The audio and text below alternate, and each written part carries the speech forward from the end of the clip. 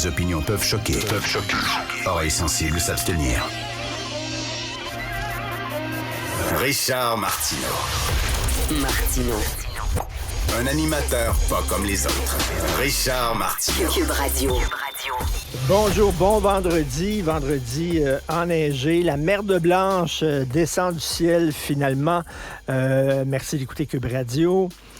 Vous avez vu la liste des grands pollueurs. On va en parler tantôt avec Félix Séguin. Ils continuent à polluer. Les plus grands pollueurs du Québec continuent à polluer. Ils n'ont jamais autant pollué, sans aucun problème, sans être embêtés par nos gouvernements.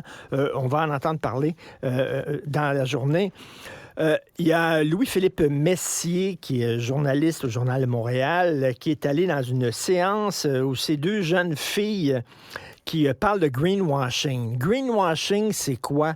Ce sont ces entreprises qui se donnent une image verte parce que ça paraît bien, parce que c'est à la mode, parce qu'ils ont senti le vent tourner. Ils voient que le vent tourne de ce côté-là. Il faut être écolo. C'est bon pour l'entreprise. C'est bon pour l'image de l'entreprise. Alors, ils font ça. Alors que dans les faits, ils ne sont absolument pas verts du tout, mais ils se donnent une image verte. Et là, Louis-Philippe Messier, dans son texte qu'on peut lire à la page 13 du Journal de Montréal, nous montre qu'en France, je ne le savais pas, mais le M de McDonald's jaune est sur fond vert. Alors, il se donne une image verte McDo, alors que quand tu regardes les faits, ils sont pas si verts que ça. Donc, on appelle ça le greenwashing.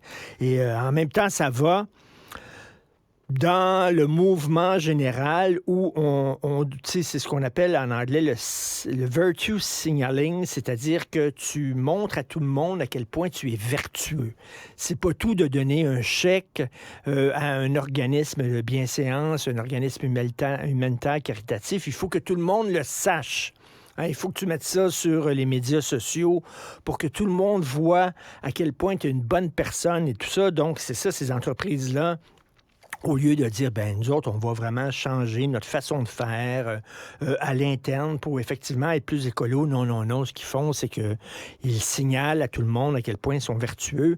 Et on le sait, les gens qui veulent à tout prix nous faire croire qu'ils sont vertueux sont souvent ceux qui commettent le plus de péchés. Pensez à certains curés, pensez à certains prêtres. On est fantastique, on est bon, on est géniaux. Ben oui, tu grattes un peu, puis c'est les pires finalement. Et dans le National Post, on parle de sportswashing. Ça, j'aime bien ça.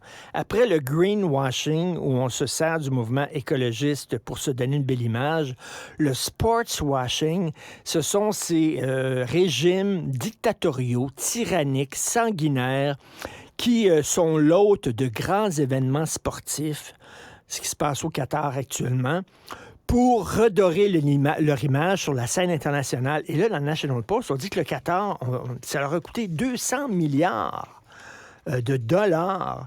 Les Jeux, la Coupe du Monde. Pendant des mois, ils ont fait du lobbying pour obtenir la Coupe du Monde. On sait qu'ils ont construit 8 stades en plein désert en exploitant, entre autres, des travailleurs étrangers.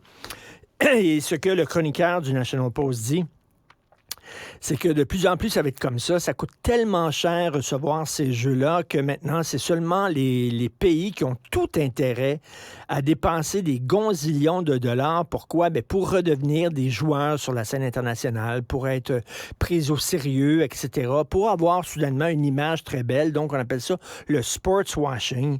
Et là, c'est le Qatar. Après ça, ça va être d'autres pays comme ça qui vont dépenser des milliards de dollars. Et on va envoyer nos journalistes, on va envoyer nos diplomates, tout ça, à ce qui est finalement une vaste supercherie, une vaste campagne de relations publiques.